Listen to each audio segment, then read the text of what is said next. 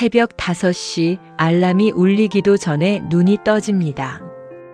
오랜 습관이라는 것은 참으로 무서운 법이지요. 몸이 먼저 기억하고 마음이 그 뒤를 따릅니다. 이불을 천천히 걷어내고 일어나 창문을 엽니다. 차가운 새벽 공기가 얼굴을 스칩니다. 겨울 공기는 늘 이렇게 날카롭고 조용합니다. 저는 김영숙입니다. 올해로 58이 되었습니다. 반찬 가게를 운영한 지도 어느덧 30년이 넘었습니다. 세월이 참 빠르다는 말을 이제는 실감합니다. 거울을 보면 언제 이렇게 늙었나 싶은 제 모습이 있습니다. 눈가의 주름, 손등의 기미, 허리를 펼 때마다 느껴지는 뻐근함. 모두가 세월의 증거입니다. 시장 골목 끝에 자리한 제 가게. 그곳은 제 인생의 전부였습니다. 아침마다 셔터를 올릴 때 나는 철제 소리. 그 소리는 하루의 시작을 알리는 종소리 같았습니다. 덜컹 덜컹 소리를 내며 셔터가 올라가면 가게 안에 쌓인 어둠이 천천히 물러갑니다. 그리고 또 하루가 시작됩니다. 매일 아침 그 소리를 들으며 저는 늘 같은 생각을 했습니다. 오늘도 별일 없었으면 좋겠어요. 작은 소망이었습니다. 거창한 행복이 아니라 그저 평온한 하루. 아프지 않고 다치지 않고 마음 상하는 일 없이 하루를 마무리하는 것. 그것이 제가 바라는 전부였습니다. 시장에서 먹고 살았고 시장에서 늙어가는 중입니다. 이 말이 서글프게 들릴 수도 있지만 저에게 시장은 단순한 일터가 아니었습니다. 그곳에는 제 인생의 모든 순간이 배어 있었습니다. 젊은 시절 처음 가게를 열었을 때의 설렘, 아들을 업고 장사를 하던 시절의 고단함, 단골 손님들과 나눈 수많은 이야기들. 모두가 그곳에 남아 있습니다. 가게 앞에는 늘 김이 피어올랐습니다. 조림 냄새, 볶음 냄새, 된장찌개 끓는 냄새. 따뜻한 냄새들이 골목을 채웠습니다. 그 냄새는 단순한 음식 냄새가 아니었습니다. 누군가에게는 고향의 냄새였고 누군가에게는 어머니의 냄새였습니다. 그 냄새를 따라 사람들이 모여들었습니다. 손님들은 대부분 오랜 단골이었습니다.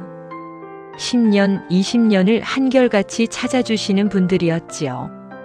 그분들은 저를 보면 늘 이렇게 말했습니다. 영숙 씨, 오늘도 부지런하시네요. 영숙 씨 반찬은 믿고 먹어요. 우리 집 며느리가 영숙 씨 반찬이 제일 맛있대요. 그럴 때마다 저는 웃으며 대답했습니다. 별일 없지요, 뭐. 그저 손에 익은 일하는 거지요. 겸손의 말이었지만 한편으로는 사실이기도 했습니다. 손에 익은 일. 그것은 제 삶 그 자체였으니까요. 하지만 웃는 얼굴 뒤에 감춘 마음은 복잡할 때가 많았습니다. 사람들 앞에서는 늘 밝게 웃었지만 혼자 있을 때면 무거운 생각들이 밀려왔습니다. 가게 정리를 하며 혼자 남겨진 시간. 그때가 가장 힘들었습니다. 바쁠 때는 생각할 틈이 없었는데 조용해지면 마음속 걱정들이 하나둘 고개를 들었습니다. 오랜 세월 이곳에서 많은 사람을 보았습니다. 많은 이야기를 들었습니다. 시장은 삶의 축소판이었습니다. 결혼하고 아이를 낳고 늙어가는 사람들의 이야기가 모두 이곳을 지나갔습니다. 저는 그 이야기들을 들으며 때로는 위로를 받고 때로는 함께 슬퍼했습니다. 그런데 정작 제 마음속 이야기는 누구에게도 털어놓을 때가 많지 않았습니다. 다른 사람의 이야기는 잘 들어주면서도 제 이야기는 꺼내기가 어려웠습니다. 왜 그랬을까요? 아마도 제 문제가 너무 사적이고 너무 무겁게 느껴져서였는지 모릅니다.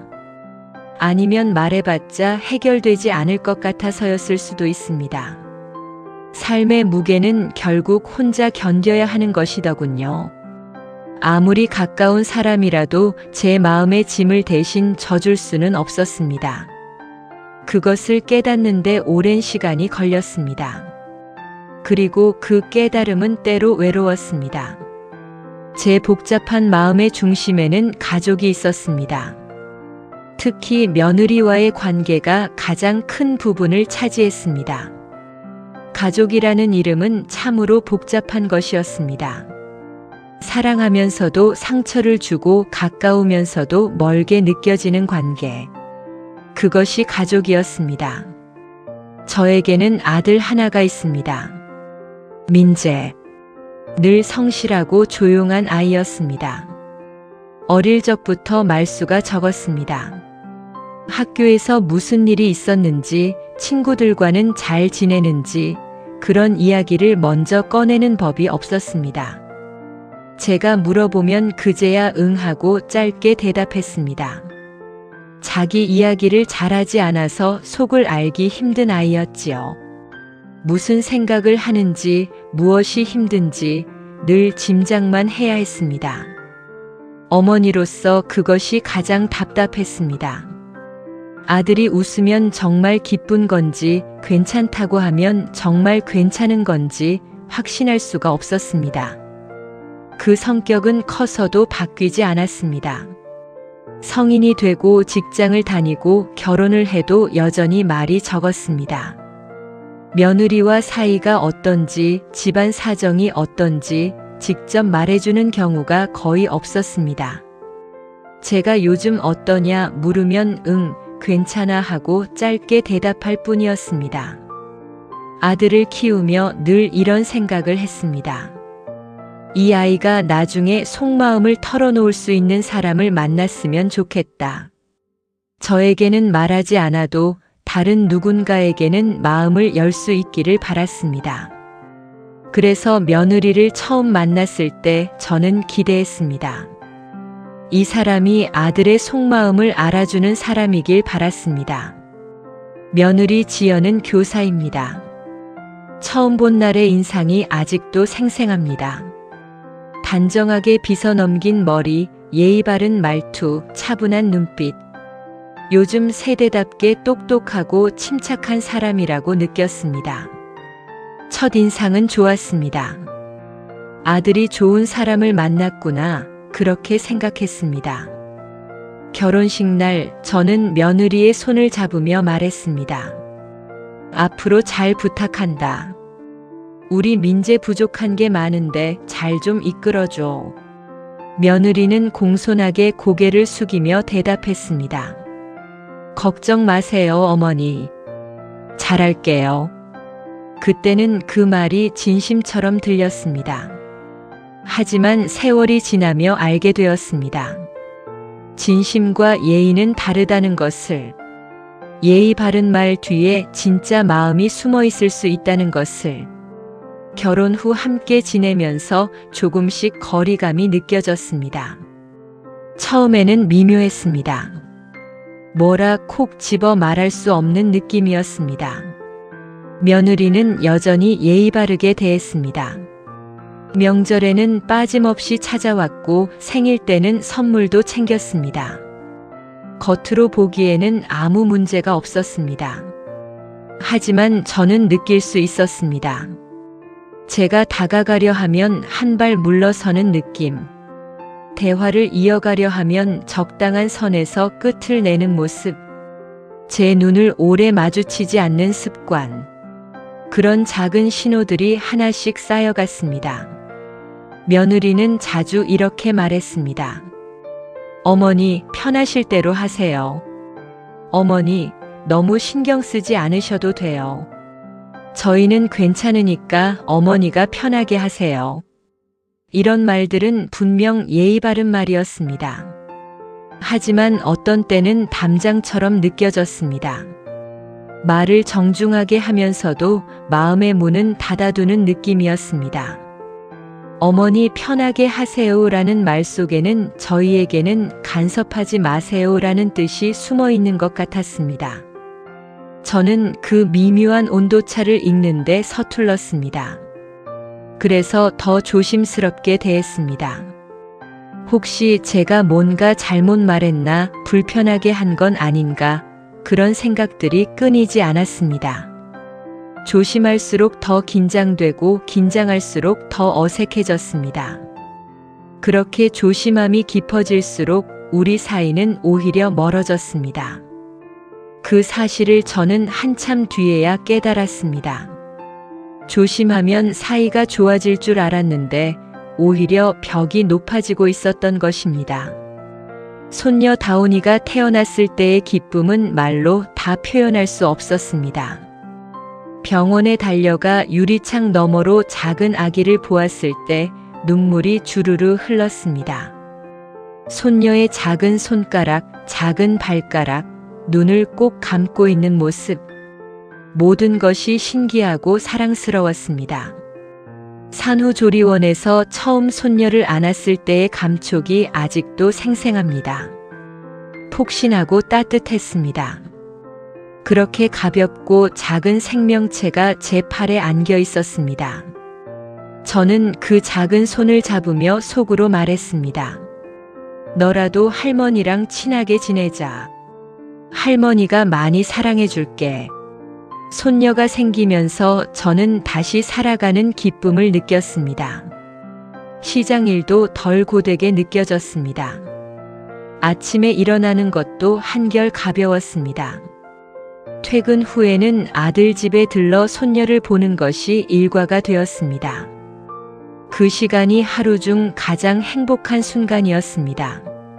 하지만 행복은 오래 가지 않았습니다. 육아 문제가 조금씩 불거지기 시작했습니다.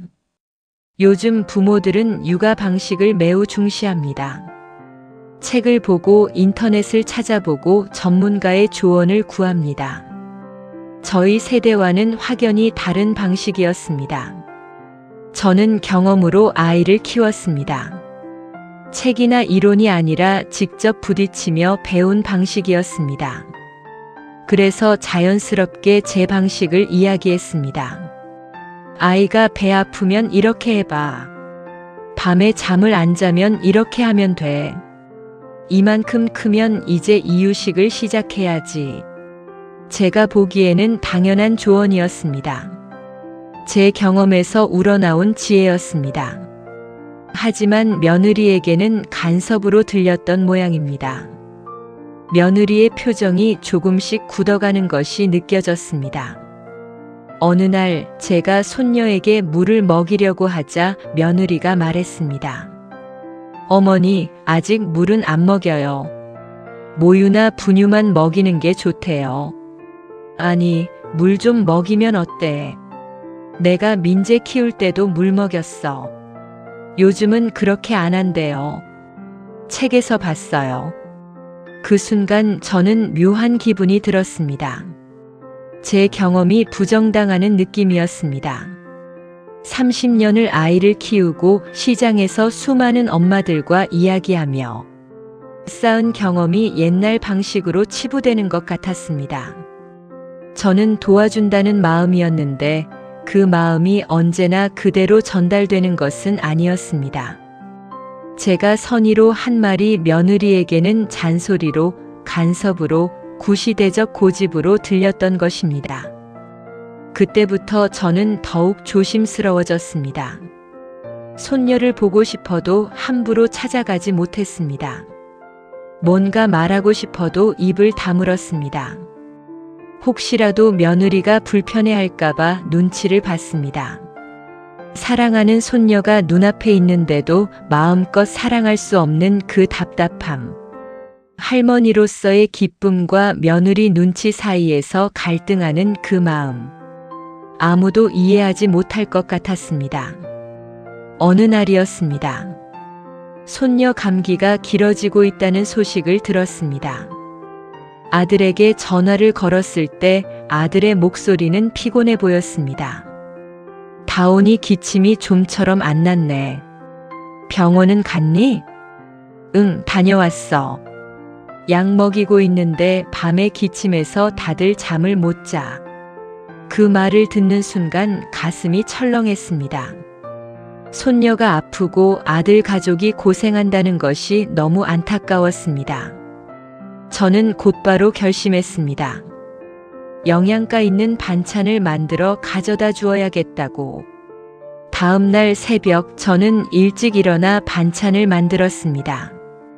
북어국, 달걀찜, 미역무침, 멸치볶음. 손녀가 기운을 차릴 수 있도록 며느리와 아들도 편하게 먹을 수 있도록 정성껏 만들었습니다. 하나하나 통에 담으며 마음을 담았습니다. 오후에 시장 일을 일찍 마치고 아들 집으로 향했습니다. 반찬 가방을 들고 가는 길이 저는 설렜습니다. 아이들이 좋아할 얼굴이 그려졌습니다. 어머니, 이렇게까지 하실 필요 없는데 하면서도 고마워할 며느리의 모습이 상상되었습니다. 아들 집 앞에 도착해 초인종을 눌렀습니다. 잠시 후 인터폰으로 며느리의 목소리가 들려왔습니다. 평소보다 조심스러운 목소리였습니다. 어머님? 응, 나야. 반찬 좀 만들어 왔어. 다온이 몸조리 좀 하라고. 잠시 침묵이 흘렀습니다. 그리고 며느리가 말했습니다. 어머님, 오늘은 좀 힘들 것 같은데요. 그 말에 제 손이 멈칫했습니다. 문틈 사이로 며느리의 얼굴이 살짝 보였습니다. 표정은 피곤해 보였고 미안함과 불편함이 섞여 있었습니다. 살짝 굳은 표정이었지요. 저는 당황했지만 애써 이해하려 했습니다. 그래? 그럼 문 앞에만 둘게. 나는 안 들어갈게. 그 말을 하는 제 목소리가 떨리고 있었습니다. 며느리의 어깨가 조금 움찔하는 것이 보였습니다. 미안해하는 것 같기도 했고 불편해하는 것 같기도 했습니다. 제가 눈치가 없는 편은 아닙니다. 며느리가 지금 저를 드리고 싶어 하지 않는다는 것은 느낄 수 있었습니다. 그러나 정확한 이유는 알 수 없었습니다. 왜 손녀가 아픈데 할머니가 와서 안 되는 걸까? 왜 반찬을 가져왔는데 고맙다는 말보다 불편한 표정이 먼저일까? 그 순간 제 손에 들린 반찬통이 무겁게 느껴졌습니다.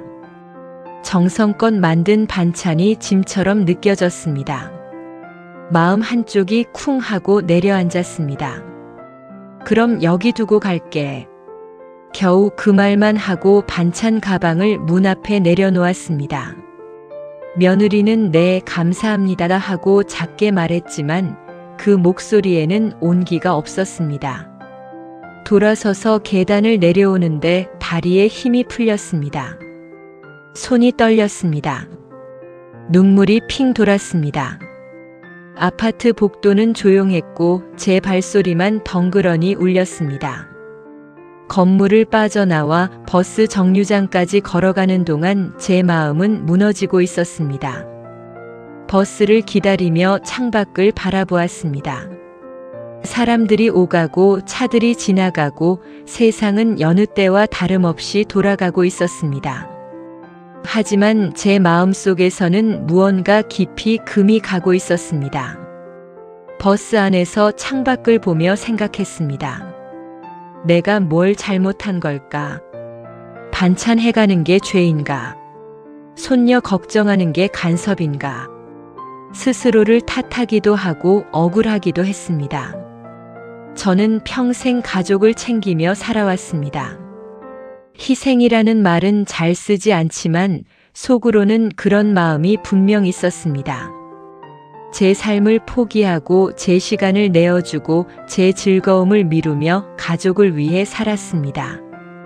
그런데 그 희생이 고맙게 여겨지기는커녕 부담처럼 느껴진다면 그 사실이 너무나 서러웠습니다.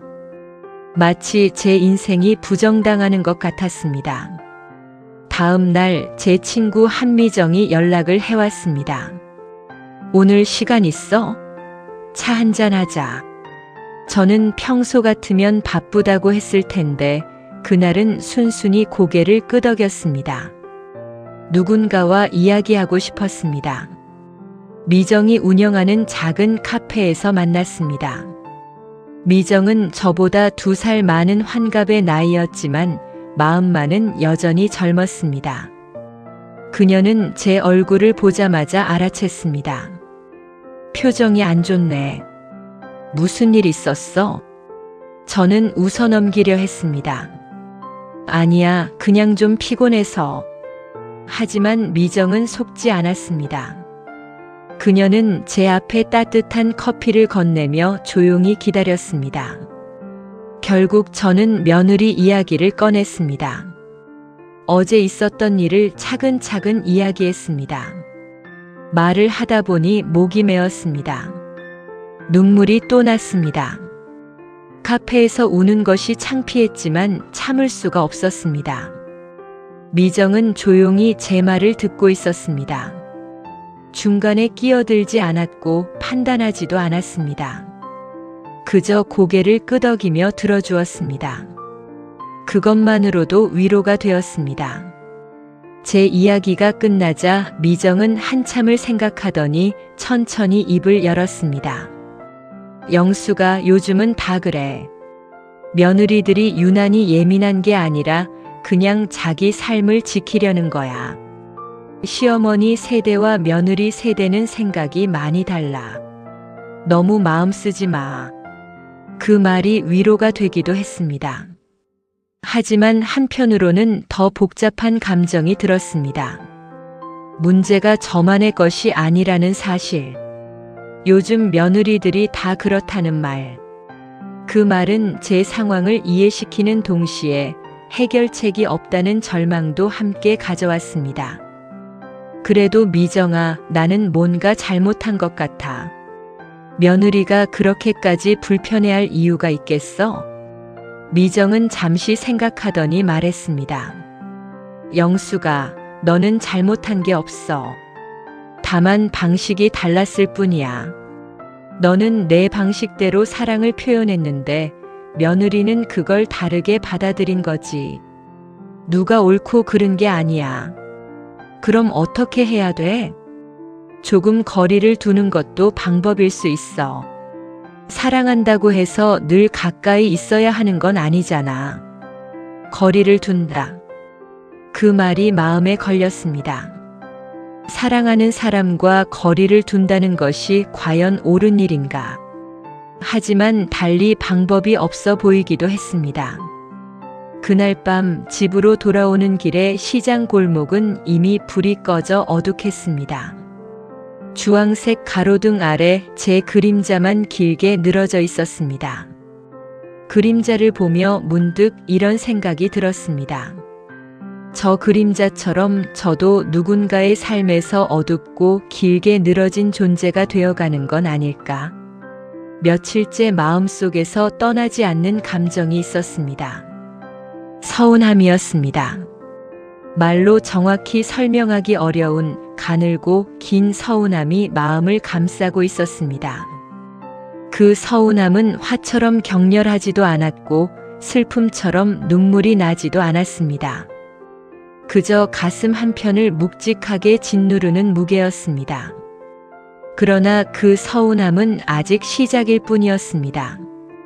조용한 물결처럼 번져가는 이 감정이 앞으로 어떤 파도를 몰고 올지 저는 미처 알지 못했습니다.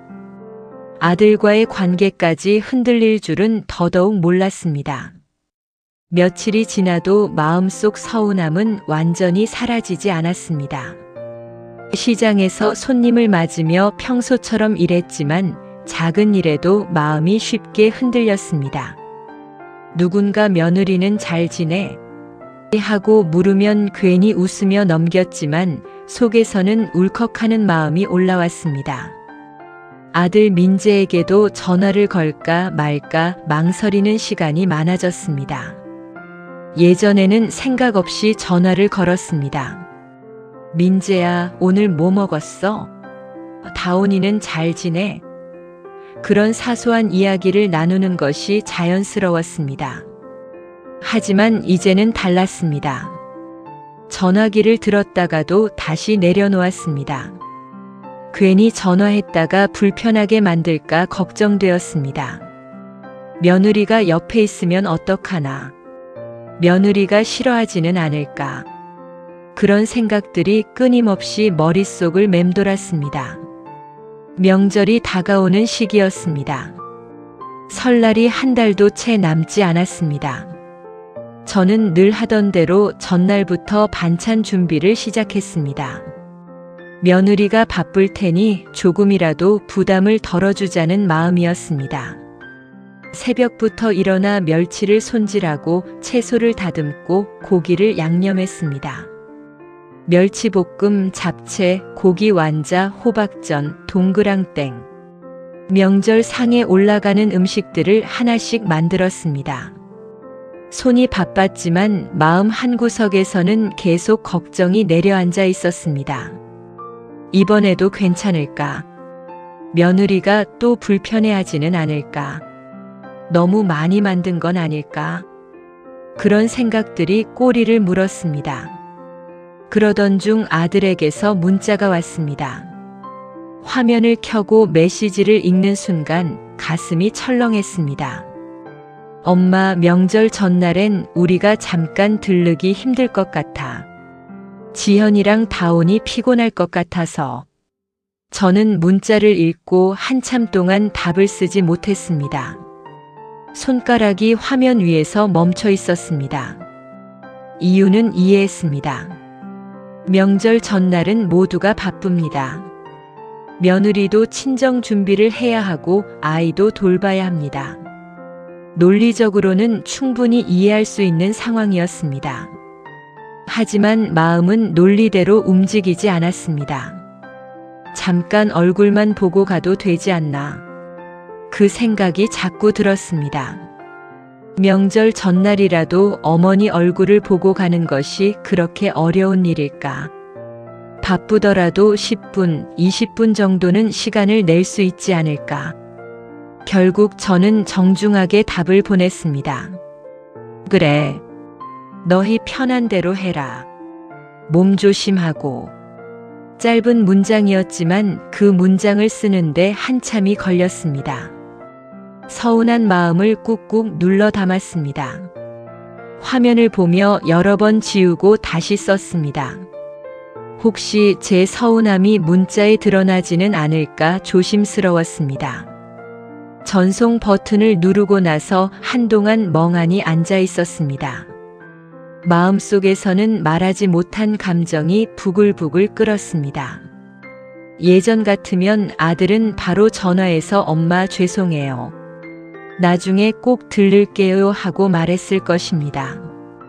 그런데 이번에는 그런 전화도 그런 온기도 없었습니다. 며느리 때문일까? 아니면 아들이 변한 걸까? 이 생각이 머릿속을 떠나지 않았습니다. 아들이 결혼 전에는 그렇지 않았습니다. 명절이 다가오면 먼저 연락해서 엄마 뭐 도와줄 거 없어?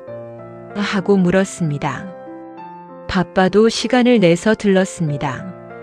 하지만 결혼 후에는 달라졌습니다. 연락도 뜸해지고 방문도 줄어들었습니다. 며느리의 영향이 아닐까. 그 생각이 자꾸 들었습니다. 명절 당일이 되었습니다.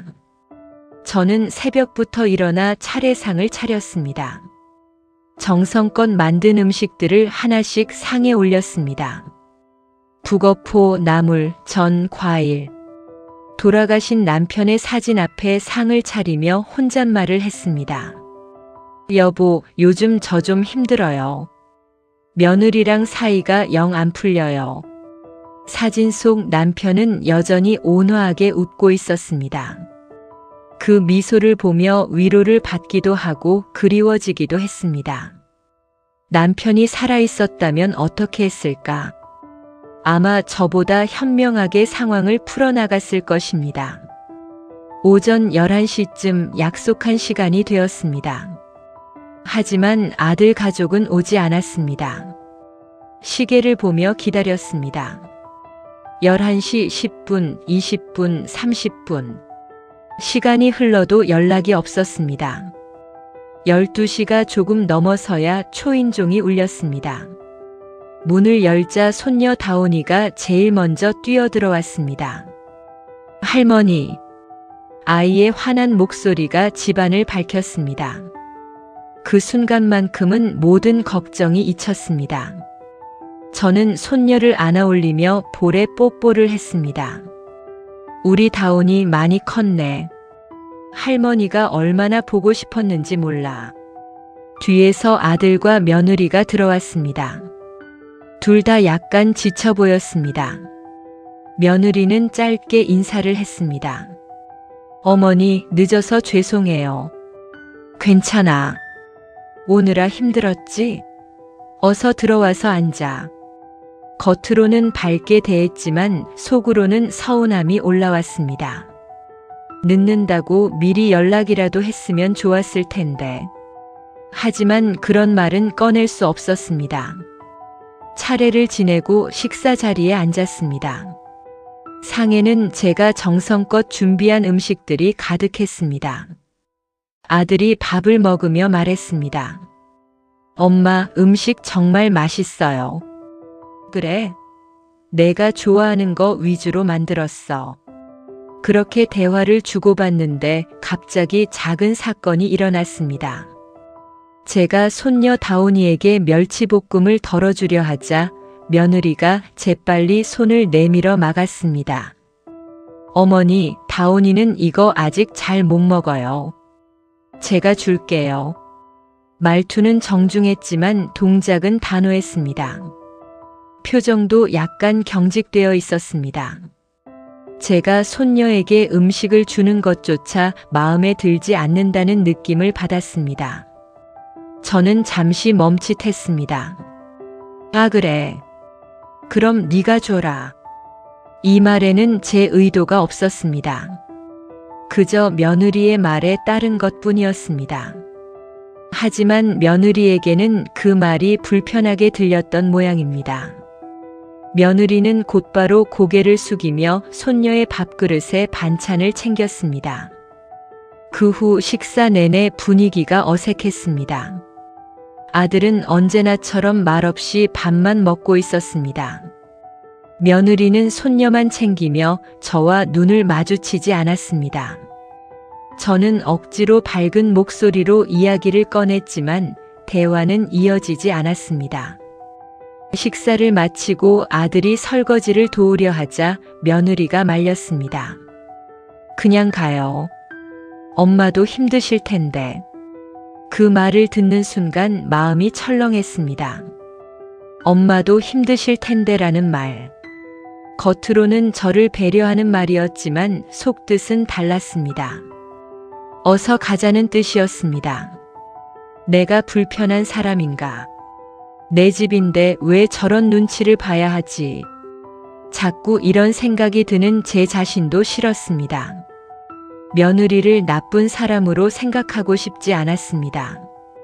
하지만 자꾸만 부정적인 감정이 올라왔습니다. 아들이 집을 나서기 직전 저는 현관에서 조심스럽게 말했습니다. 다음에 시간 되면 그냥 한번 와라. 밥이라도 먹고 가게. 그러자 아들은 애매한 표정으로 대답했습니다. 엄마, 우리가 요즘 좀 정신이 없어서 지연이도 힘들어하고 나중에 얘기해. 그 말은 사실상 당분간 힘들다는 뜻이었습니다. 제 마음은 더욱 무거워졌습니다. 아들의 표정을 보며 며느리의 영향이라는 생각이 다시 스쳤습니다. 그 생각이 머릿속에 고여 점점 굳어졌습니다.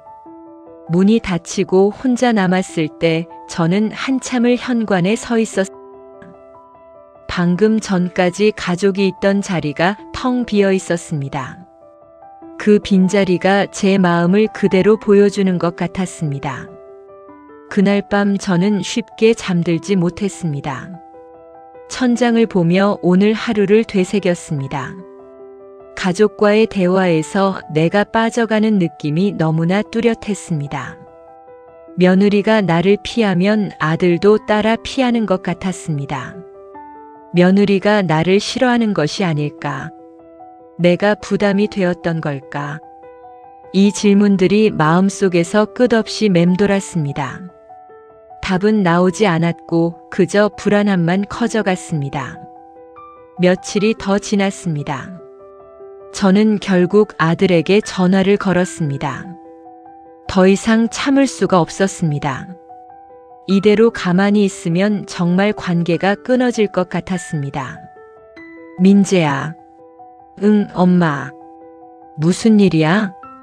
너 요즘 왜 이렇게 바쁘냐? 엄마는 좀 얼굴이나 보려고 했지. 전화 너머로 아들의 한숨 소리가 들렸습니다. 엄마 요즘 회사가 바빠서 그래. 회사가 바빠도 잠깐 들를 수는 있잖니. 명절에도 그렇게 빨리 가고. 잠시 침묵이 흘렀습니다. 그리고 아들이 조심스럽게 입을 열었습니다. 엄마, 솔직히 말해도 돼? 지연이가 요즘 좀 예민해서 방문 좀 자제해줬으면 좋겠어. 그 말을 듣는 순간 저는 아무 말도 할 수 없었습니다. 날카로운 칼이 가슴을 스치는 듯한 감정이 들었습니다. 손에 들고 있던 전화기가 무겁게 느껴졌습니다. 뭐라고? 미안해, 엄마. 그런데 지연이가 요즘 정말 힘들어해. 육아도 힘들고 학교 일도 많고 그래서 좀 여유가 필요한 것 같아. 저는 이해하려고 애썼습니다. 며느리가 힘들다는 것도 아들이 그런 며느리를 걱정하는 것도 이해할 수 있었습니다. 하지만 가슴 한편에서는 분노와 서운함이 함께 올라왔습니다. 그게 나랑 무슨 상관이야? 내가 지현이한테 뭘 어떻게 했다고? 아니야, 엄마.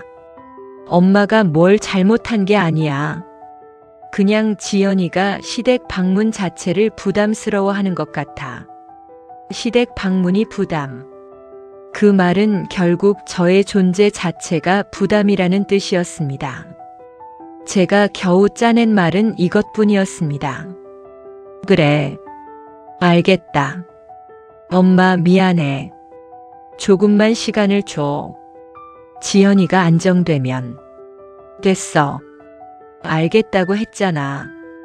더 이상 대화를 이어갈 수가 없었습니다. 전화를 끊고 나서 한참 동안 멍하니 앉아 있었습니다. 창밖에서는 해가 저물고 있었습니다. 주황빛이 방 안으로 스며들었지만 제 마음은 점점 어두워졌습니다. 내가 며느리에게 부담을 준 것이 맞는 것인가? 아들까지 저런 말을 할 정도라면 내가 너무 앞서간 걸까? 나는 정말 방문을 자제해야 하는 존재인가? 그러나 곧 억울함이 밀려왔습니다. 내가 뭘 그렇게 잘못했나? 그 한마디가 마음 깊은 곳에서 울렸습니다. 저는 그저 며느리를 도와주고 싶었을 뿐입니다. 손녀를 사랑하고 싶었을 뿐입니다. 아들 가족이 편하게 지내길 바랐을 뿐입니다. 하지만 그 선의가 부담이 되었다면 저는 어떻게 해야 하는 걸까요? 며느리와의 작은 말 한마디는 이제 더 큰 상처가 되어 제 마음속에 자리 잡았습니다. 아들까지 그 편을 드는 것처럼 느껴지자 상처는 절망에 가까워졌습니다. 이 갈등은 며느리와의 문제에서 끝나지 않을 것이라는 예감이 들었습니다. 그리고 그 예감은 얼마 지나지 않아 현실이 되었습니다. 저는 마음속에서 조용히 결심했습니다. 이대로는 안 되겠다. 뭔가 해야 해. 그러나 그 뭔가가 무엇인지는 알 수 없었습니다. 그리고 그 결심이 어떤 결과를 가져올지도 그때의 저는 아직 알지 못했습니다. 며느리와의 거리감이 깊어지고 아들의 말 한마디가 제 마음을 무겁게 짓누른 뒤로 하루하루가 유난히 길게 느껴졌습니다. 시장에서 아무리 바쁘게 일해도 마음 한구석은 언제나 비어 있었습니다. 손님들 앞에서는 여전히 웃었지만 그 웃음 뒤에 숨은 마음은 날로 무거워졌습니다. 집에 돌아오면 더 힘들었습니다. 고요한 방 안에서 혼자 저녁을 먹을 때면 제 마음만 크게 울려 퍼지는 것 같았습니다. 텔레비전을 켜도 무슨 내용인지 귀에 들어오지 않았습니다. 그저 시간이 흐르기만을 기다릴 뿐이었습니다. 아들 집 생각이 끊이지 않았습니다. 조금만 더 기다리면 나아질까?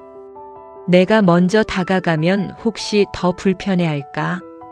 아니면 이대로 포기하는 게 맞을까? 이런 생각들만 끝없이 맴돌았습니다. 한 걸음도 움직일 수 없는 듯한 마음이었습니다. 앞으로 가자니 두렵고 그렇다고 물러서자니 서러웠습니다. 그러던 어느 날 지연에게서 메시지가 왔습니다. 화면을 켜고 메시지를 읽는 순간 가슴이 답답해졌습니다. 어머니, 이번 주는 방문 어려울 것 같습니다. 다운이 컨디션이 좋지 않아서요. 짧고 단정한 문장이었습니다. 존댓말이었지만 어쩐지 차갑게 느껴졌습니다. 문장 하나하나가 벽처럼 다가왔습니다. 저는 메시지를 여러 번 읽었습니다. 다운이가 아프다는 말. 그런데 왜 제 마음은 의심부터 들었을까요? 정말 다운이가 아픈 걸까? 아니면 그저 핑계일까?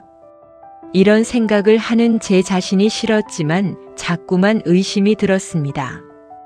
이유를 묻고 싶었습니다. 하지만 묻지 못했습니다. 묻는 순간 더 멀어질 것 같아서였습니다. 그래서 그냥 짧게 답했습니다. 알았어. 다운이 잘 돌봐라. 그러나 메시지를 보낸 후에도 마음은 편치 않았습니다. 그날 저녁 저는 민재에게 전화를 걸었습니다. 민재야, 지연이가 그러던데 너희 무슨 일 있니? 잠시 침묵이 흘렀습니다. 그리고 아들이 조심스럽게 답했습니다. 엄마, 지연이가 좀 힘들어해. 엄마가 너무 자주 연락하면 부담된대. 저는 말문이 막혔습니다. 내가 너무 자주? 목소리가 떨렸습니다. 제가 언제 그렇게 자주 연락했나 싶었습니다. 일주일에 한두 번 안부를 묻는 것이 자주라는 말인가요? 아들은 덧붙였습니다. 엄마가 걱정하는 거 아는데 지연이도 자기 방식이 있어. 조금만 거리를 두고 생각해줘. 제발. 제발이라는 단어가 귀에 박혔습니다. 아들이 저에게 제발이라고 말하는 날이 올 줄은 몰랐습니다. 그 순간 저는 깨달았습니다. 아들이 이미 며느리의 편에 서 있다는 것을. 제 아들이지만 이제는 며느리의 남편이 먼저라는 것을. 그 사실이 너무나 명확하게 다가왔습니다. 저는 전화를 끊고 1시간 넘게 가만히 앉아 있었습니다. 집안은 조용했고 냉장고 돌아가는 소리만 덩그러니 들렸습니다. 그 소리 속에서 저는 제 마음이 천천히 무너지는 느낌을 받았습니다. 며칠이 또 지났습니다. 그 사이 저는 아들에게도 며느리에게도 연락하지 않았습니다. 아니, 할 수가 없었습니다. 전화기를 들면 아들의 그 말이 귓가에 맴돌았습니다. 조금만 거리를 두고 생각해줘. 그러던 중 달력을 보다가 깨달았습니다. 다음 주가 손녀 다운이의 생일이라는 것을. 벌써 4살이 되는 우리 손녀. 그 작은 아이가 또 1살을 먹는다는 사실이 감회가 새로웠습니다. 저는 선물을 미리 준비했습니다. 백화점에 가서 한참을 돌아다녔습니다. 손녀가 좋아할 만한 것을 찾았습니다. 부드러운 털실로 짠 장갑, 그리고 작은 머리핀 세트. 장갑은 연분홍색이었고 머리핀에는 작은 토끼 모양이 달려 있었습니다. 선물을 고르며 저는 잠시나마 행복했습니다. 손녀의 웃는 얼굴이 그려졌습니다. 할머니 고마워요. 하며 안겨올 모습이 상상되었습니다. 그 상상만으로도 마음이 따뜻해졌습니다. 집에 돌아와 선물을 예쁘게 포장했습니다. 분홍색 포장지에 리본을 묶고 작은 카드에 메시지를 적었습니다. 우리 다온이 생일 축하해. 할머니가 많이 많이 사랑해. 건강하게 잘 자라렴. 카드를 쓰며 눈물이 핑 돌았습니다. 이 작은 선물을 손녀에게 직접 전해줄 수 있을까? 생일날 손녀를 안아줄 수 있을까? 그 생각에 가슴이 먹먹했습니다. 하지만 생일 이틀 전 아들에게서 연락이 왔습니다. 전화가 아니라 문자였습니다. 그것부터가 불길했습니다. 엄마, 다온이 생일은 지연이 쪽 가족들이랑 조용히 보내려고 해. 그 한 줄을 읽는데 손이 떨렸습니다. 저는 다시 읽었습니다. 지연이 쪽 가족들이랑. 그 말은 곧 엄마는 빠져라는 뜻이었습니다. 저는 전화를 걸었습니다. 문자로는 도저히 할 수 없는 말이었습니다. 민재야, 방금 문자 봤는데. 응, 엄마. 아들의 목소리는 조심스러웠습니다. 나는 가지 말까? 제 목소리가 떨리고 있었습니다. 애써 평정을 유지하려 했지만 감정이 새어나왔습니다. 아들은 잠시 망설이더니 말했습니다. 응, 이번엔 좀 그랬으면 좋겠어. 지연이네 부모님이랑 친척들도 오시고 사람이 많아서 다온이도 피곤할 것 같아. 사람이 많아서. 그런데 그 많은 사람 중에 저는 왜 빠져야 하는 걸까요? 친할머니인 저는 왜 손녀의 생일에 갈 수 없는 걸까요? 왜 할머니는 가시는데 나는 왜 못 가니? 저도 모르게 그런 말이 튀어나왔습니다. 아들은 한참을 침묵하더니 말했습니다. 엄마 미안해. 그냥 이번만. 응? 그 말을 들으며 저는 깊은 절망을 느꼈습니다.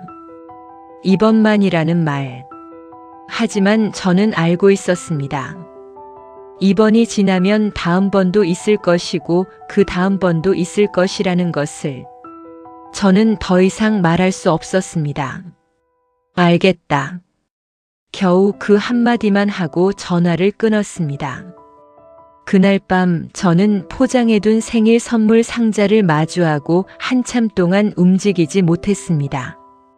분홍색 포장지가 조명 아래서 반짝였습니다. 리본도 예쁘게 묶여 있었습니다. 하지만 그 선물은 이제 갈 곳이 없어 보였습니다. 새 것인데도 오래된 물건처럼 느껴졌습니다. 마음이 무겁고 먹먹했습니다. 손녀의 생일날 할머니가 축하해 줄 수 없다는 현실이 너무나 비참하게 다가왔습니다. 저는 선물 상자를 안고 소파에 앉았습니다. 눈물이 주르륵 흘러내렸습니다. 참으려고 했지만 멈출 수가 없었습니다. 울음소리가 조용한 집안에 울려 퍼졌습니다. 다음 날 시장에 나갔지만 일이 손에 잡히지 않았습니다. 손님이 와서 반찬을 달라고 해도 멍하니 서 있었습니다. 단골 손님 한 분이 걱정스럽게 물었습니다. 영숙 씨, 안색이 안 좋은데 괜찮아요? 네, 괜찮아요. 그냥 좀 피곤해서요. 겉으로는 웃으며 대답했지만 속은 텅 비어 있었습니다. 일이 끝난 뒤 미정의 카페에 들렀습니다. 미정은 제 얼굴을 보자마자 알아챘습니다. 많이 힘들어 보이네. 무슨 일인데 그래? 저는 며느리와 아들 이야기를 조심스럽게 털어놓았습니다. 손녀 생일에도 갈 수 없다는 이야기를 하다가 목이 메었습니다. 눈물이 또 났습니다. 내가 뭘 그렇게 잘못했는지 모르겠어. 지연이도 나를 싫어하는 것 같고 민재도 나한테 말을 아껴. 내가 정말 괜한 존재가 된 기분이야. 미정은 제 손을 꼭 잡았습니다. 영수가, 내가 너무 마음을 다 써서 그래. 너는 내 방식대로 사랑한 건데 요즘 애들은 그걸 다르게 받아들이는 거지. 그 말이 위로가 되는 듯 했지만 마음이 가벼워지지는 않았습니다. 며칠이 지나고 어느 날 오후였습니다. 제가 아들 집 근처에 볼 일이 있어 갔습니다. 사실 볼 일은 핑계였습니다. 그저 손녀가 보고 싶었고 아들 가족이 그리웠습니다. 조심스럽게 반찬을 조금 만들어 담았습니다. 예전처럼 많이 만들지 않았습니다. 작은 통 3개에 나물과 조림만 담았습니다. 부담스럽지 않게 정말 마음만 담아서 아들 집 앞에 도착해 초인종을 눌렀습니다. 가슴이 두근거렸습니다. 혹시 환영해주지 않을까 하는 두려움이 있었습니다. 잠시 후 인터폰으로 며느리의 목소리가 들렸습니다. 평소보다 훨씬 단단한 목소리였습니다. 어머님? 응, 나야. 근처 왔다가 반찬 좀 가져왔어. 어머니 미리 얘기 드렸잖아요. 그 말투에는 예의와 함께 단단한 거부가 담겨 있었습니다. 지금은 정말 힘들어요. 들어오시기 어려워요. 그 목소리를 듣는 순간 제 마음은 철렁 내려앉았습니다. 며느리는 문을 열지 않았습니다. 문틈 아래로 그림자만 어른거렸습니다. 저는 당황했고 급하게 말했습니다. 그냥 반찬만 두고 갈게. 잠깐이면 돼. 문도 안 열어도 돼. 하지만 문은 열리지 않았습니다. 잠시 후 아들 민재의 목소리가 들렸습니다. 엄마, 진짜 오늘은 안 돼. 지현이가 너무 예민해서 제발 돌아가. 제발 돌아가. 아들이 저에게 처음으로 그렇게 말하는 순간이었습니다. 그 말은 제 가슴을 깊게 찔렀습니다. 제가 사랑하고 키운 아들이 문 하나를 사이에 두고 저에게 제발 돌아가라고 말하는 상황. 저는 말할 수 없을 만큼 큰 충격을 받았습니다.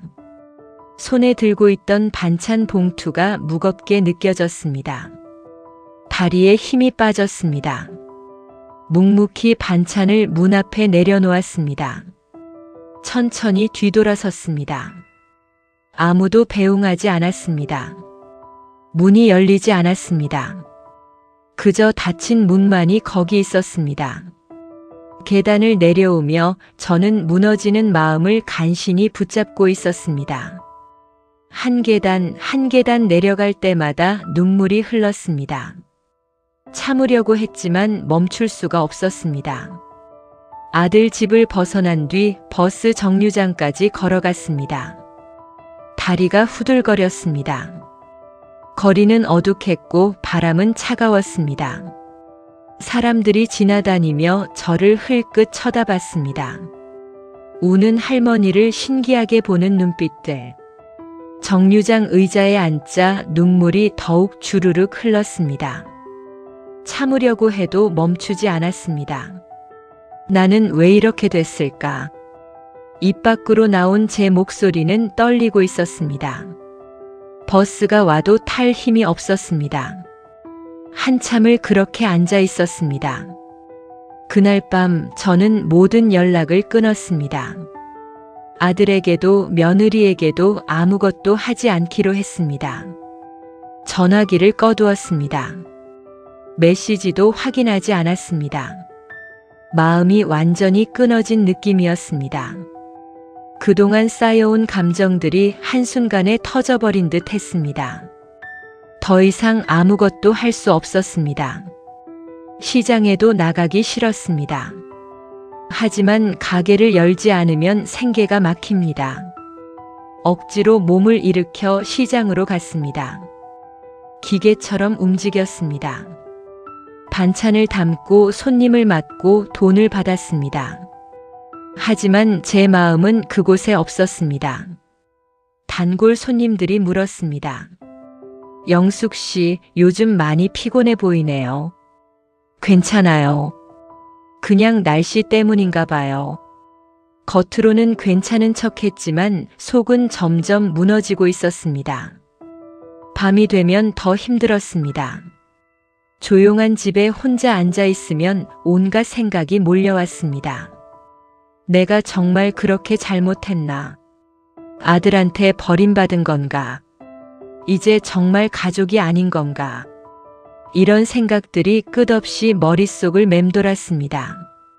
잠도 제대로 오지 않았습니다. 새벽까지 뒤척이다가 겨우 눈을 붙였습니다. 일주일이 지났습니다. 아들에게서 연락이 왔는지 확인하지 않았습니다. 확인하는 것 자체가 두려웠습니다. 만약 연락이 없다면 더 큰 절망을 느낄 것 같았고, 연락이 있다면 또 상처받을 것 같았습니다. 그렇게 지내던 어느 날 밤 저는 문득 깨달았습니다. 이대로는 안 된다.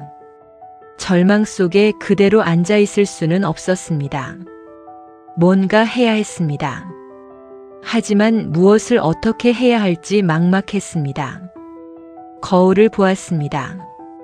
거울 속에는 늙고 지친 여자가 있었습니다. 주름진 얼굴, 핏기 없는 입술, 생기를 잃은 눈동자.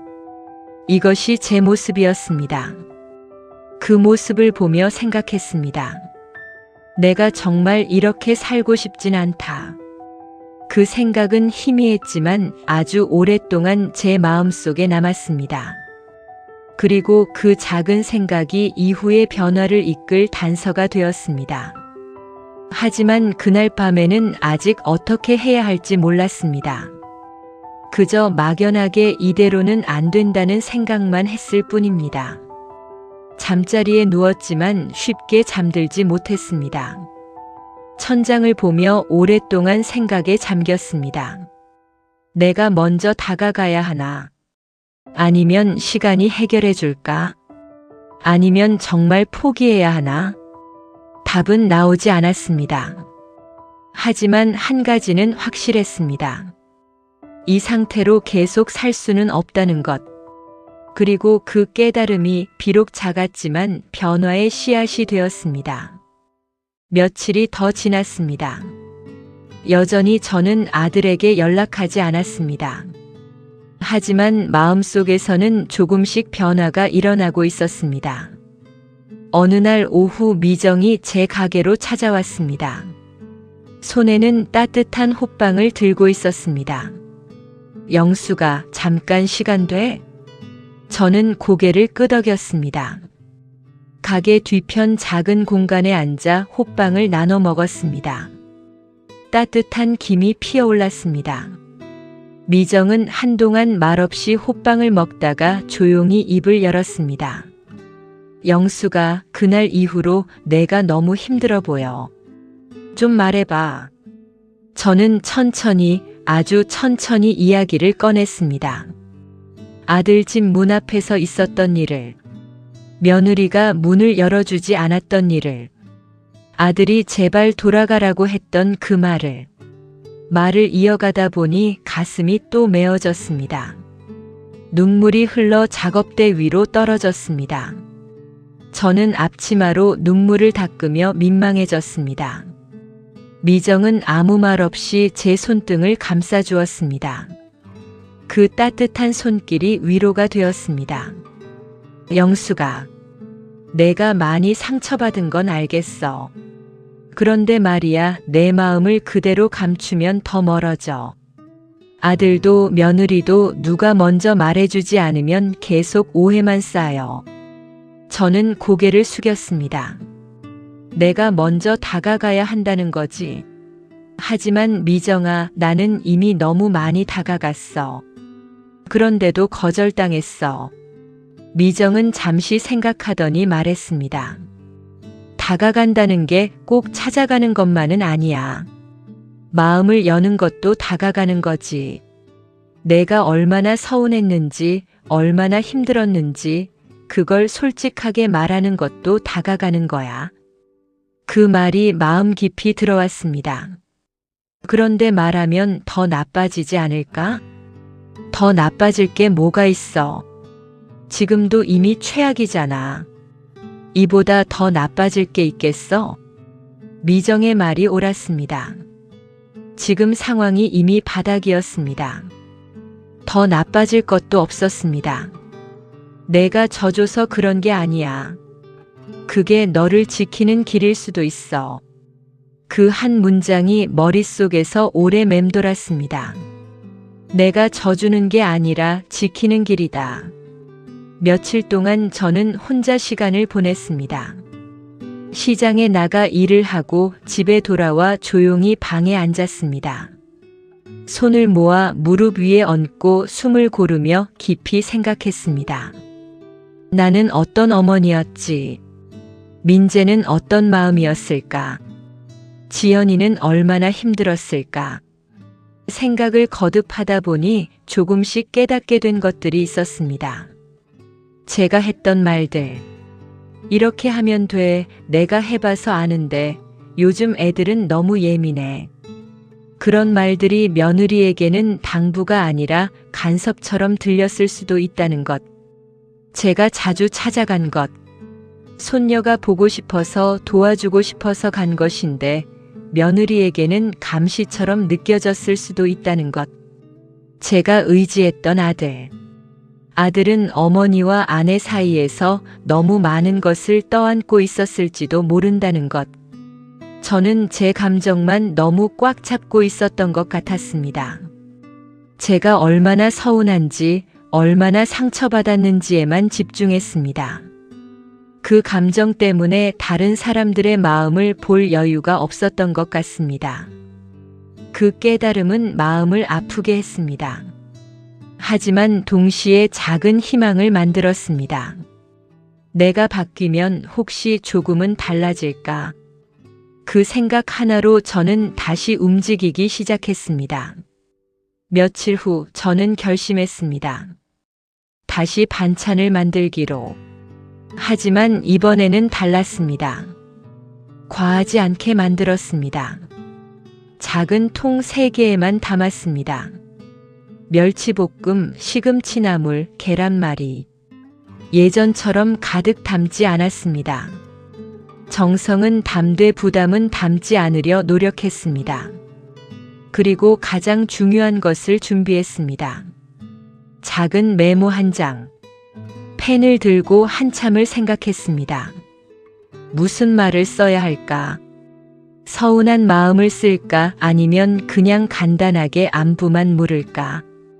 고민 끝에 이렇게 적었습니다. 민재야, 지연아. 요즘 많이 힘들다는 말 들었어. 반찬 조금 만들었으니 너희 편한 시간에 먹어. 나는 언제나 여기 있으니 너무 걱정 말아라. 다온이한테 할머니가 많이 보고 싶다고 전해줘. 마이너스 엄마가. 그 메모를 적는 손이 미세하게 떨렸습니다. 한 글자 한 글자 정성스럽게 썼습니다. 서운하다는 말도 섭섭하다는 말도 담지 않았습니다. 그저 걱정하는 마음과 기다리겠다는 마음만 담았습니다. 메모를 접어 반찬 봉투에 넣었습니다. 그리고 조용히 아들 집으로 향했습니다. 이번에는 초인종을 누르지 않았습니다. 문 앞에 반찬을 조용히 내려놓고 메모가 잘 보이도록 위에 올려두었습니다. 그리고 누군가 나와서 보지 못하게 발자국 소리를 조심하며 빠르게 계단을 내려왔습니다. 엘리베이터를 타고 내려오는 동안 가슴이 두근거렸습니다. 받아줄까 아니면 외면할까? 하지만 이번에는 결과에 연연하지 않기로 했습니다.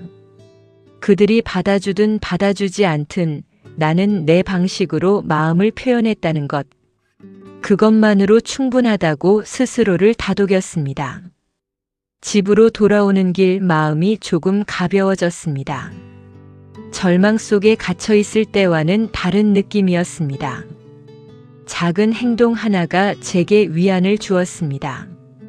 다음 날 아침 아들에게서 문자가 왔습니다. 화면을 켜고 메시지를 읽는 순간 제 가슴은 크게 요동쳤습니다. 엄마 잘 먹었어. 고마워. 짧은 문장이었습니다. 단 7글자. 하지만 그 7글자가 제 마음을 크게 흔들었습니다. 며칠 만에 느껴보는 따뜻함이었습니다. 저는 메시지를 여러 번 읽었습니다. 잘 먹었어. 고마워. 그 말 속에는 화해의 신호가 담겨 있었습니다. 아들도 저를 완전히 외면한 것은 아니라는 안도감이 들었습니다. 답장을 어떻게 할까 고민했습니다. 너무 감정적으로 반응하면 또 부담을 줄까봐 조심스러웠습니다. 결국 이렇게 답했습니다. 맛있게 먹었으면 됐다. 다온이도 건강하게 잘 지내고 짧고 담백하게 더 이상의 기대나 요구 없이. 그날은 기분이 조금 나아져 시장에서도 밝게 웃었습니다. 단골 손님들이 말했습니다. 영숙 씨, 오늘은 표정이 좋네요. 네, 오늘은 날씨도 좋고 기분도 괜찮아요. 저는 미정에게도 문자로 알렸습니다. 미정아, 오늘 아들한테 문자 왔어. 짧지만 고맙다고 하더라. 마음이 조금 편해졌어. 미정은 바로 답장을 보냈습니다. 그래, 그거면 됐어. 천천히 풀려갈 거야. 너무 조급해하지 마. 미정의 말이 맞았습니다. 천천히. 조급하지 않게. 그렇게 관계를 회복해 나가야 했습니다. 며칠이 더 지났습니다. 저는 일상으로 돌아가려 노력했습니다. 시장 일에 집중하고 저녁에는 책을 읽거나 텔레비전을 보며 시간을 보냈습니다. 그러던 어느 날 오후 집에서 쉬고 있을 때였습니다. 갑자기 초인종이 울렸습니다. 인터폰 화면을 보니 손녀 다온이가 서 있었습니다. 그 뒤로 아들과 며느리의 모습이 보였습니다.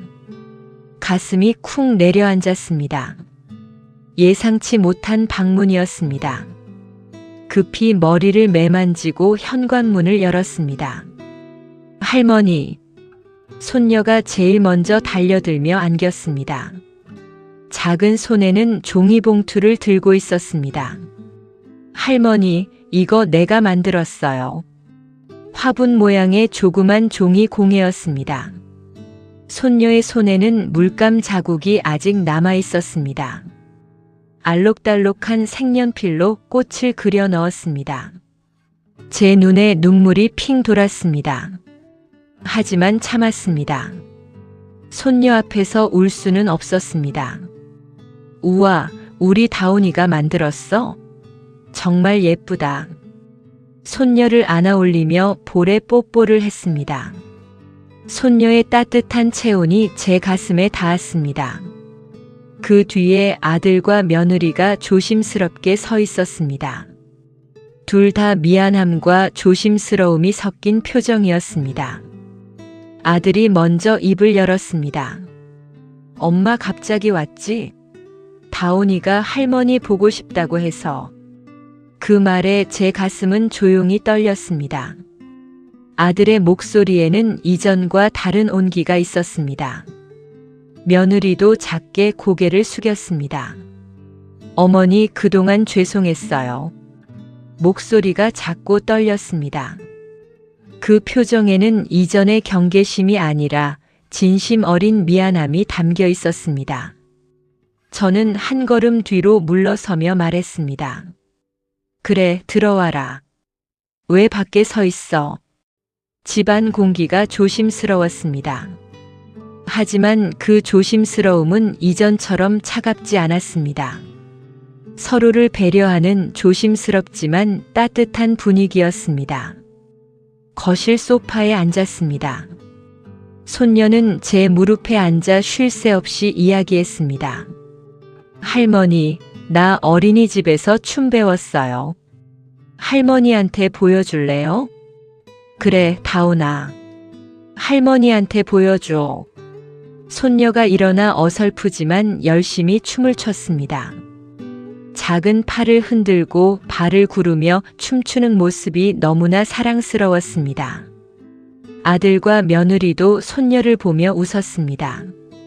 그 순간 우리는 한 가족이었습니다. 갈등도 오해도 거리감도 잠시 잊고 그저 손녀의 춤을 보며 함께 웃는 가족. 춤이 끝나자 모두가 박수를 쳤습니다. 손녀는 신이 나서 연신 춤을 추었습니다. 잠시 후 제가 간단한 다과를 준비하려 부엌으로 가자 아들이 따라왔습니다. 엄마, 내가 도와줄게. 괜찮아. 금방 할 건데. 엄마. 아들이 제 손을 잡았습니다. 그리고 조용히 말했습니다. 지난번 일 정말 미안해. 아들의 목소리는 낮고 진중했습니다. 그 말 하나에 제 가슴이 저릿했습니다. 저는 조용히 답했습니다. 나도 미안하다. 내가 조금만 더 신중했으면 너희가 덜 힘들었을 거야. 엄마 잘못 아니야. 우리도 너무 예민했어. 지연이도 요즘 많이 힘들었는데 엄마한테 잘 말하지 못했어. 그 말을 들으며 저는 깊게 숨을 들이마셨습니다. 이전 같았으면 서운함이 먼저 올라왔겠지만 지금은 아들의 솔직함이 더 고마웠습니다. 앞으로는 그냥 편하게 얘기하자. 내가 이해할 수 있게. 아들은 고개를 끄덕였습니다. 엄마도 힘들었지? 그동안 엄마 마음 잘 몰라서 미안해. 그 말은 오랜 시간을 기다린 위로였습니다. 눈물이 날 뻔했지만 저는 꾹 참았습니다. 대신 아주 천천히 아들의 등을 가볍게 두드렸습니다. 그 행동 하나로 마음이 차분히 가라앉았습니다. 너도 중간에서 힘들었을 거야. 엄마가 미처 생각 못했어. 괜찮아, 엄마. 이제 다 지나간 일이야. 부엌에서 나와 거실로 돌아왔습니다. 며느리가 손녀에게 그림책을 읽어주고 있었습니다. 저는 조심스럽게 다가갔습니다. 지연아. 제가 부르자 며느리는 천천히 고개를 들었습니다. 제 표정이 긴장된 것을 보았는지 며느리의 눈빛에도 조심스러움이 번졌습니다. 저는 천천히 말했습니다. 그동안 내가 너무 내 방식대로만 했던 것 같아. 너 부담 준 건 미안해. 며느리는 놀란 표정을 지었습니다. 그리고 잠시 침묵이 흘렀습니다. 저는 그 침묵이 무서웠습니다. 하지만 며느리는 곧 부드럽게 입을 뗐습니다. 저도 죄송해요, 어머니. 제가 말을 잘 못해서 어머니가 얼마나 신경 쓰셨는지 알면서도 표현을 잘 못했어요. 그 말은 예상하지 못한 진심이었습니다. 며느리도 저만큼 힘들어했다는 것을, 그리고 그 마음을 표현하지 못해 답답했다는 것을. 저는 천천히 고개를 끄덕였습니다. 우리 앞으로는 너무 조심하지 말자. 서로 말하면서 천천히 맞춰가 보자. 며느리는 작은 미소를 지었습니다. 네, 저도 노력할게요. 그리고 어머니가 주신 반찬 정말 맛있었어요. 다온이도 너무 잘 먹었어요. 그 말에 제 마음이 따뜻해졌습니다. 그래, 다행이다. 다음에도 또 만들어줄게. 부담 안 되게 조금씩. 네, 감사해요. 그 순간 우리 사이에 놓여있던 보이지 않는 벽이 조금씩 허물어지는 느낌이 들었습니다. 해가 질 무렵 아들 가족은 집으로 돌아갈 준비를 했습니다. 현관 앞에서 손녀가 제 손을 꼭 잡았습니다. 할머니, 나 또 올게.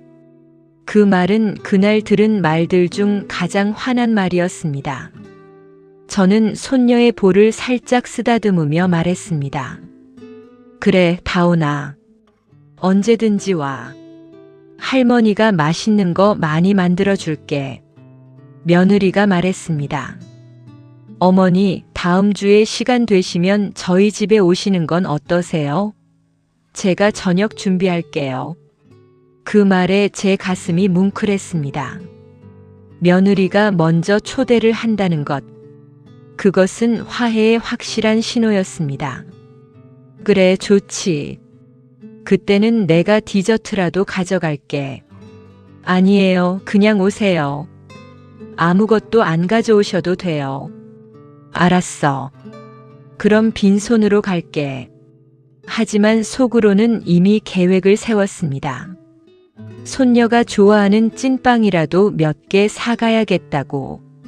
문이 닫히고 계단을 내려가는 소리가 들렸습니다. 저는 문 앞에 서서 그 소리를 끝까지 들었습니다. 혼자 남은 집이었지만 예전처럼 쓸쓸하지 않았습니다. 오늘의 대화들이, 손녀의 웃음이, 아들과 며느리의 진심이 조용히 마음을 채워주고 있었습니다.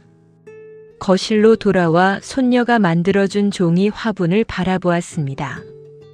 어설프지만 정성스럽게 만든 작품. 그 안에 담긴 손녀의 사랑. 저는 그것을 조심스럽게 거실 선반에 올려두었습니다. 제일 잘 보이는 곳에. 밤이 깊어갈 무렵 저는 창가에 앉아 불빛이 흘러가는 거리를 바라보았습니다. 따뜻한 차 한 잔을 손에 들고 오늘 하루를 천천히 떠올렸습니다. 참 오래 걸렸네. 길고 긴 갈등이었습니다. 며느리와의 거리감, 아들과의 오해, 손녀를 보지 못하는 서러움. 모든 것이 제 마음을 짓눌렀던 시간들. 하지만 그 시간을 지나며 깨달은 것들이 있었습니다. 갈등과 상처는 하루아침에 사라지지 않는다는 것. 하지만 마음을 내어놓고 상대의 마음을 들으려 하고 서로의 부족함을 인정하는 순간 관계는 다시 움직이기 시작한다는 것. 가족이란 결국 평생 함께 살아야 하는 사람들이 아니라 평생 함께 노력해야 하는 사람들이라는 생각이 들었습니다. 완벽한 가족은 없습니다. 서로 상처 주지 않는 가족도 없습니다. 오해하고 섭섭해하고 때로는 멀어지기도 합니다. 하지만 그래도 다시 가까워지려 노력하는 것. 용서하고 이해하고 기다려주는 것. 그것이 가족이라는 것을 저는 오늘 느꼈던 따뜻함을 가만히 마음에 담았습니다. 아들 가족과의 관계는 아직 완벽하지 않았습니다. 앞으로도 크고 작은 오해들이 있을 것입니다. 하지만 이제는 다시 걸어갈 길이 보였습니다. 빛이 아주 희미해도 길을 비추는 데는 충분했습니다. 저는 제 마음에 조용히 말했습니다. 내일은 오늘보다 조금 더 가까워지면 좋겠다. 그리고 그 소망을 그대로 품은 채 천천히 차를 마셨습니다. 며칠 후 약속했던 날이 되었습니다. 아들 집에 저녁 식사 초대를 받은 날. 저는 오전부터 준비를 했습니다. 옷을 고르고 손녀에게 줄 작은 선물을 챙겼습니다. 아무것도 가져오지 말라고 했지만 빈손으로 갈 수는 없었습니다. 시장에 들러 손녀가 좋아하는 과일을 샀습니다. 딸기와 샤인머스켓. 제철 과일이라 싱싱했습니다. 저녁 시간에 맞춰 아들 집에 도착했습니다. 초인종을 누르자 손녀의 목소리가 들렸습니다. 할머니다. 문이 열리고 손녀가 달려나왔습니다. 그 뒤로 며느리가 앞치마를 두르고 서 있었습니다. 환한 미소를 지으며 말했습니다. 어머니, 어서 오세요.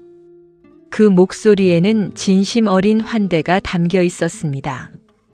식탁에는 며느리가 정성껏 준비한 음식들이 놓여 있었습니다. 된장찌개, 불고기, 나물, 계란찜.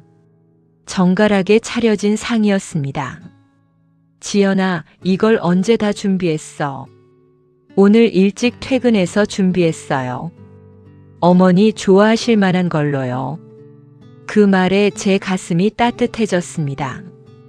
식사를 하며 이런저런 이야기를 나누었습니다. 손녀의 어린이집 이야기, 아들의 회사 이야기, 며느리의 학교 이야기. 소소한 일상들이었지만 그 이야기들이 우리를 이어주었습니다. 식사 후 거실에 앉아 차를 마시며 며느리가 조심스럽게 말했습니다. 어머니, 앞으로는 더 자주 뵙고 싶어요. 제가 그동안 너무 경직되어 있었던 것 같아요. 저는 고개를 저었습니다. 아니야. 나도 너무 앞섰어. 앞으로는 서로 편하게 지내자. 네, 그렇게 할게요. 그날 밤 집으로 돌아오는 길. 버스 창밖으로 보이는 야경이 평소보다 아름다워 보였습니다. 마음이 편안하니 모든 것이 달라 보였습니다. 집에 도착해 잠자리에 들기 전 저는 다시 창가에 섰습니다. 어둠 속에서도 희미한 빛들이 보였습니다. 가로등 불빛, 아파트 창문에서 새어나오는 불빛, 저 멀리 보이는 차들의 불빛. 모두 작은 빛들이었지만 함께 모이니 어둠을 밝히고 있었습니다. 우리 가족도 그런 것 같았습니다. 완벽하지 않지만 작은 노력들이 모여 관계를 밝히고 있었습니다. 저는 마지막으로 혼잣말을 했습니다. 고맙다. 다시 기회를 준 것에. 그리고 포기하지 않은 나 자신에게도. 창문을 닫고 불을 끄며 저는 평온함을 느꼈습니다. 내일은 또 시장에 나가 일할 것입니다. 손님들을 맞고 반찬을 만들고 하루를 보낼 것입니다. 하지만 이제는 다릅니다. 마음 한구석이 채워진 느낌입니다. 가족과의 관계가 다시 이어진 안도감이 있습니다. 완벽하지 않아도 괜찮습니다. 천천히 가도 괜찮습니다. 중요한 것은 포기하지 않는 것, 서로를 이해하려 노력하는 것, 그리고 사랑한다는 마음을 잊지 않는 것. 잠자리에 누우며 저는 오랜만에 평온한 잠에 빠져들었습니다. 꿈속에서는 손녀가 웃으며 달려오고 있었습니다. 할머니 사랑해요. 그 목소리가 제 마음을 따뜻하게 감쌌습니다.